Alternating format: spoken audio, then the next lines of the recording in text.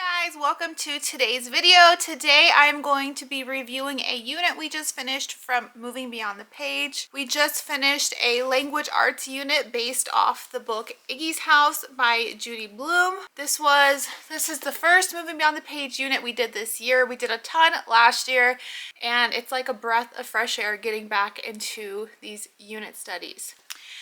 So I've been sharing a lot about Moving Beyond the Page. I have an entire playlist down below which shows like my overall reviews of the curriculum as well as any individual unit we've completed. I've made a video on it. So all of that's linked in that playlist down below.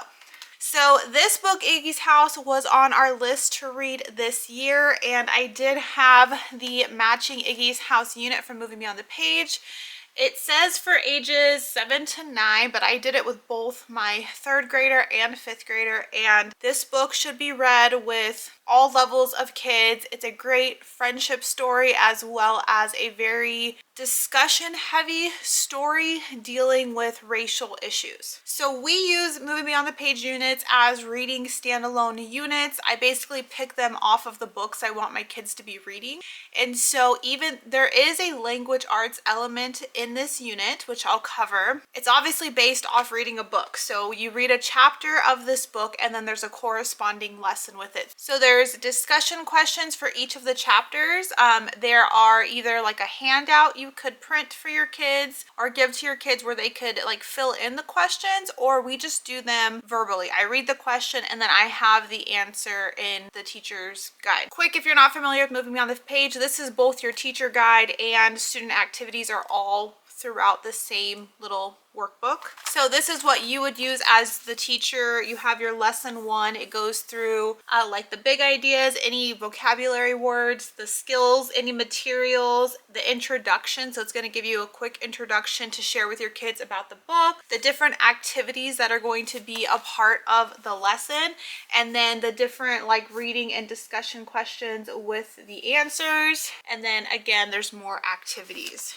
Normally with these types of units, there is like one activity that's being done throughout the whole book. So in this one, it was something called a reactions chart. So child would have this paper and there's an event for each chapter. There's like 1 or 2 events for each chapter, and your child's going to fill out how the character reacted to that and if your child would have reacted differently. So in this story, there are a lot of like situational things where the characters may not be making the best decisions, and so again, it's a very like heavy discussion type book. And so I like this reaction chart because it's giving your kids the opportunity to kind of voice what they think should have been done differently based on what the characters were doing. So that is something that my kids did for every chapter of the book. They would read the chapter and then they would complete their reactions chart. We would do the discussion questions.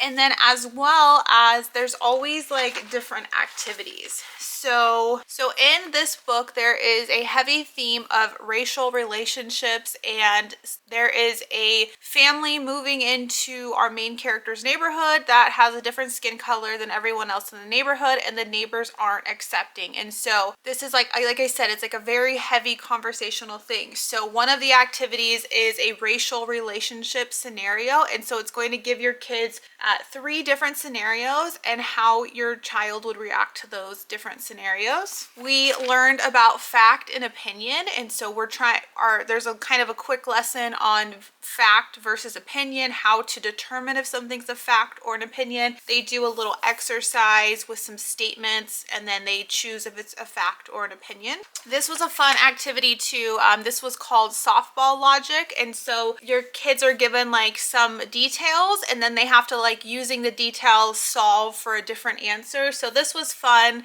to do. So all these activities I'm showing you are not all from lesson 1. I'm starting to kind of skip through, but every lesson is set up the same way where you read a chapter most of the time. Sometimes you're not reading because it's like a lesson is over 2 days because of the activities. But mostly it's read a chapter, answer the discussion questions, complete your reactions chart, any vocabulary, and then whatever activities. And the activities are always changing. So you saw we had some scenarios we needed to respond to. We had that kind of fact or opinion worksheet. This is like a logic worksheet. We learned about subject and verb agreements. So subject fragments and verb fragments, putting them together to make it makes sense. We learned about past, present, and future tense and an activity to go along with that. Here's the vocabulary. So I think sometimes the vocabulary is like broken up per like few chapters. So this is chapter 6 through 10 vocabulary. So I just have my kids write this in their notebook, the vocabulary word, and that's pretty much all we do, just so if those words come up in the book, they know what the definition is. We played this fun contractions game, so we learned what a contraction is, and then we had to like match them up. So you like cut them out like the match game, you flip them all over and then you flip them right side up to try to find the matches. So my kids had fun playing that.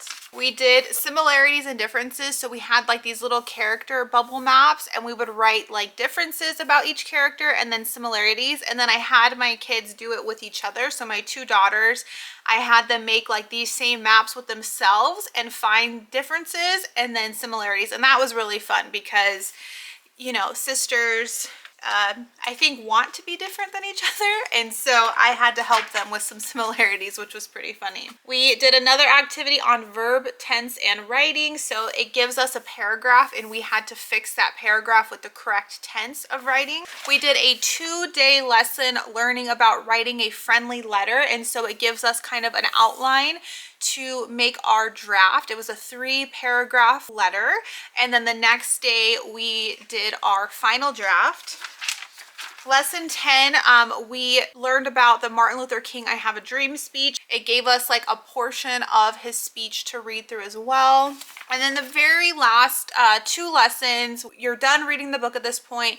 It's your final project. So every unit has a final project. Sometimes we do them, sometimes we don't. It depends on the project. This project were character interviews. It's where your child would select one of the characters to interview, and they would need to formulate interview questions. So they would write those interview questions, but then they would switch the role, pretending to be the character, and then answer those questions. We did so much discussion about the characters in this book and the decisions that they were making, which we loved. I thought that this was overkill. I think any interview questions my kids would have asked, we had already really discussed. So I just kind of felt at this point it was busy work for us. But if you didn't get into those deep conversations or you wanted more, then this project would be really great, really fun practice.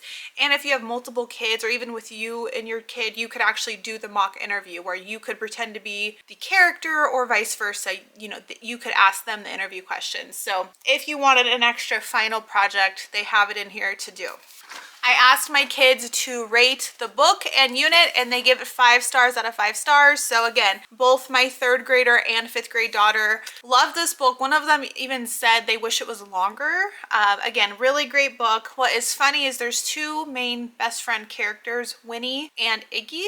And we have pets named Winnie and Iggie. So that was like right off the bat, my kids were super invested in this book. But I really liked this unit. I did not supplement anything in this unit. I felt like all the activities were great. The book was great. It took us like 3.5, 4 weeks to complete. And that's doing 3 days a week of 1 lesson per day, 3 times a week. So absolutely love this. So happy to be using Moving Beyond the Page again.